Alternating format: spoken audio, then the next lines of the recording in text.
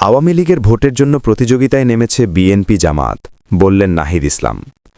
আওয়ামী লীগের ভোট নিজেদের পক্ষে নেওয়ার জন্য বিএনপি ও জামায়াতে ইসলামী রীতিমতো প্রতিযোগিতা করছে বলে মন্তব্য করেছেন জাতীয় নাগরিক পার্টির এনসিপি আহ্বায়ক নাহিদ ইসলাম। তিনি বলেছেন, এই ভোট টানতে তাদের কিছু নমুনা দেখাতে হবে। তখন আওয়ামী লীগ নেতাদের বিরুদ্ধে দায়ের হওয়া মামলা তুলে নেওয়ার কথাও বলা হচ্ছে। আজ মঙ্গলবার বিকেলে রাজধানীর শেরেবাংলা নগরের বাংলাদেশ চীন মৈত্রী সম্মেলন কেন্দ্রের মিডিয়া বাজারে এক মতবিনিময় সভায় নাহিদ ইসলাম কথা বলেন।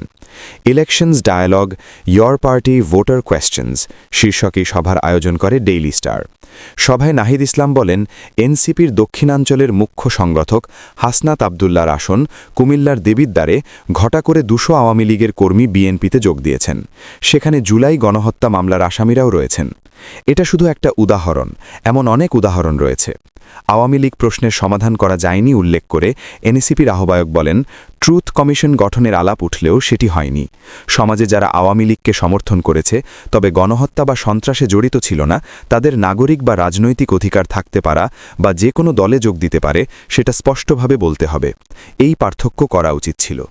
নাহিদ ইসলাম বলেন, ফ্যাসিস্ট দলকে সমর্থন করা অপরাধ, তবে তারা ক্ষমা চেয়ে সমাজে রিহ্যাবিলিটেটেড পুনর্বাসিত হতে পারে।